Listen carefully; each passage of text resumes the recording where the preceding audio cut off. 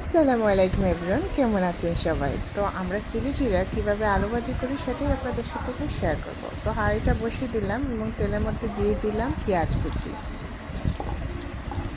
একটু ভেজে নেব এবং লাল লাল ভাব যখন চলে আসবে তার মধ্যে দিয়ে দেব এখন আলু, অল্প কিছু আলু, এবং সেই আলুর মধ্যে দিব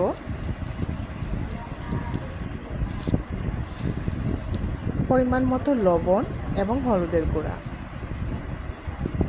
হলুদের গুঁড়ো দেওয়ার পর একটু নাড়াচাড়া করব।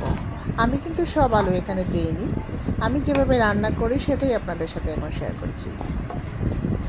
একটু নাড়াচাড়া করার পর যখন দেখবেন হলুদ গুঁড়োর গন্ধটা চলে গেছে, তখন আমি যে বাকি আলুগুলো রয়েছে সেগুলো এখন দিয়ে দেব। এই যে দিয়ে দিলাম। এখন আলুকে নাড়াচাড়া করে অনেকক্ষণ রান্না করে নেব। হালকা যখন সিদ্ধ হয়ে আসবে তখন কাঁচামরিচগুলো দিয়ে দেবো উপরে। কাঁচামরিচ না দিলে কিন্তু আলু ভাজিগুলো স্বাদও মিলে না। কাঁচামরিচ আলু ভাজির স্বাদ বাড়িয়ে দেবে। অনেকক্ষণ রান্না করে নেব।